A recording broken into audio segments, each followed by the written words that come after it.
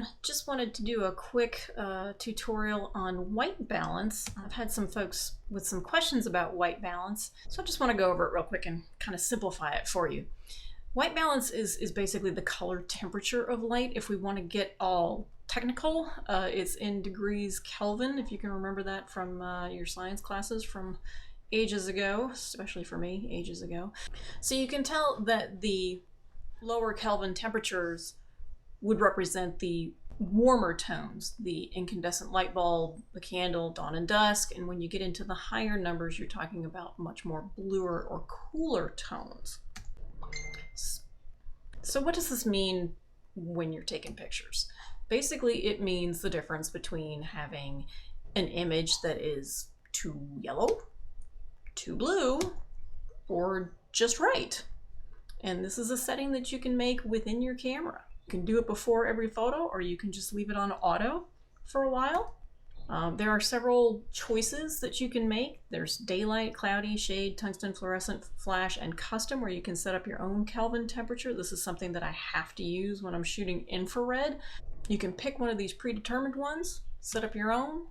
But my advice in general is to just keep the white balance on auto unless you're shooting any kind of a series. So if you're going to put images together and there's even the slightest chance that the color, that the light around you is going to change a little bit from image to image, then you want that to be real consistent. So if you're doing HDRs, panoramas, if you're doing any focus stacking, you're going to want to pick one of the predetermined settings, so daylight, shade, whatever it is that you're looking for. Now, shooting in RAW allows you to make dramatic white balance changes, and you can adjust these in post-processing. So if you accidentally choose kind of the incorrect or not a great white balance in the field, if you're shooting in RAW, it's a totally easy fix, and I'll show you in a second, in Lightroom or Photoshop or wherever. If you're shooting in JPEG, that white balance is baked in. So if you end up choosing, say, tungsten instead of sunlight, because the setting actually looks kind of the same, one's a little light bulb, one's a picture of a sun, typically on most cameras, you're going to end up with these very, very blue images, and if you don't know how to fix them in the field, you're kind of stuck with very, very blue. There's not much you can do with that other than maybe turning it into a black and white. So here's an image. Never worked on this before. It's an old photo, and I don't even think this structure's here anymore. But here you can see my choices are as shot, and I have a bunch. I have auto, daylight, cloudy, shade. Now when I click on shade, it's going to get more yellow. When I click on tungsten, woo, blue. Sometimes I just click on auto to see what Lightroom or Camera Raw thinks it should look like. And do I like that? Maybe, maybe not.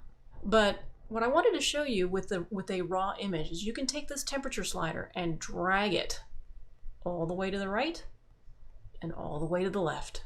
And you do not have this flexibility when you're shooting a JPEG. And the same thing with the tint. If I want this to be pinker, I can certainly do that. If I want it to be greener, I can do that.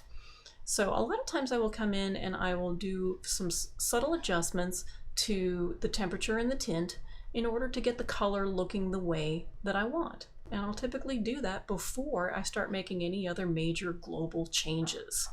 Another image taken in bright daylight, might want to warm it up a little bit.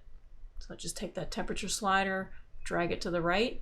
Now granted, that's global. It does the entire image, so maybe I don't want to do that. Double click on temperature and it goes back to normal. And let's see what auto does. I like auto. See, as shot was kind of blue. Auto is trying to compensate for that blue, but again, it does it to the sky, so I'm not necessarily going to do that. With something like this, I might come in here and do a quick mask. This is really sloppy. I would not normally do it like that. And change the temperature of just those things. So I've warmed up my foreground and my lighthouse, maybe give it a little twinge of magenta there, but I've left the sky alone. So let's do another one. This is how I do a little bit of two-toning here. Here we go. Ignore that. and bring that temperature down a little bit, make that a little bit bluer. Yeah, too purple. We don't want that. So I'm going to click done, and now I'm going to click my before and after. So that's before and after. I've given it more of a blue and gold, almost as if I had used a blue and gold polarizer while I was out there. That would have been handy, wouldn't it? So again, that was a little bit sloppy, but you know, in the interest of time. So I hope that helps you understand white balance a little bit better. Again, lots of flexibility if you're shooting in RAW, very little flexibility if you're shooting in JPEG, so that's one of the advantages of RAW. But if you're just starting out in photography, don't shoot RAW until you're ready. Hope you found this helpful. Give it a like and subscribe if you want to see more.